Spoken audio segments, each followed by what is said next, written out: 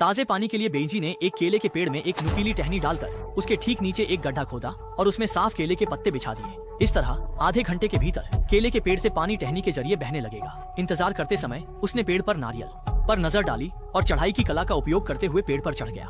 जब वह सफलतापूर्वक चोटी पर पहुंचा तो उसने 4 पाउंड का एक बड़ा हरा नारियल तोड़ा और उसे काटने के लिए अपने हथियार निकाले।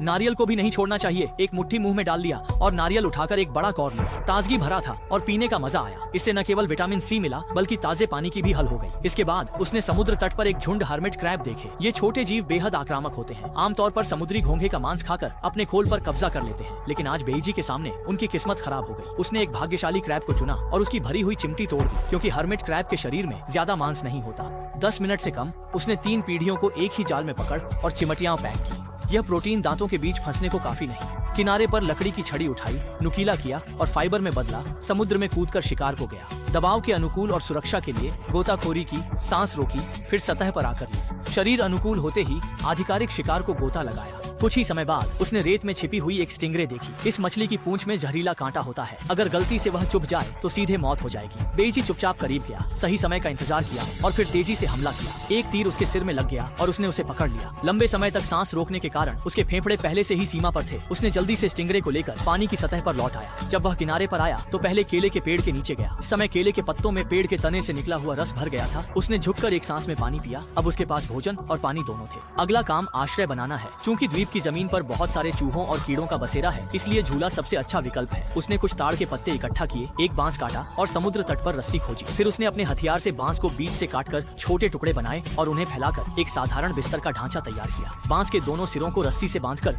उसे पेड़ के तने पर बांध दिया। 170 पाउंड का मजबूत आदमी भी उस पर बैठ जाए तो वह नहीं टूटेगा, जिससे समुद्री हवा से रेत चारों ओर नहीं उड़ सकेगी। एक हवा से बचाने वाली दीवार बनानी थी, ताड़ के पत्तों को समान रूप से बिछाकर, जिससे समुद्री हवा को अच्छे से रोका जा सके। ज्यादा समय नहीं लगा और आसमान अंधेरा होने लगा। एक दिन की मेहनत। बेइजी ने आग जलाने और खाना बनाने की तैयारी की। पहले उसने स्टिंगरे के दोनों पंख काटे और उन्हें आग के पास भूनने के लिए रख दिया। फिर उसने हर्मिट क्रैब की चिमटियां आग में डाल दी। 10 मिनट से भी कम समय में उंगली के आकार की चिमटियां फटने लगी और उसने उन्हें मुंह में डालकर चबाया। उनका रसदार मांस बहुत स्वादिष्ट था, जबकि स्टिंगरे का मांस तो कुत्ते को भी पसंद नहीं आया। यह पुराना और मुश्किल से चबाने वाला था और स्वाद उम्मीद नहीं था। एक रात आराम करने के बाद अगले दिन सुबह बारिश हुई, जिससे बेइजी भीग गया, लेकिन ताजे पानी की चिंता नहीं थी। बारिश के बाद उसने जल्द समुद्र के नीचे जाकर नाश्ता खोजने का निर्णय लिया। आज का पहला भोजन था छोटे समुद्री ऊंट, जिन्हें समुद्र का कैवियार कहा जाता है। उसने सतह पर नुकीले कांटों को तोड़कर बाहरी खोल को खोला और अंदर का भूरे रंग का खाद्य हिस्सा निकाला। इसका स्वाद अजीब था, थोड़ा सड़ते हुए अंडे जैसा, लेकिन प्रोटीन की मात्रा तो बीफ से कई गुना ज्यादा थी।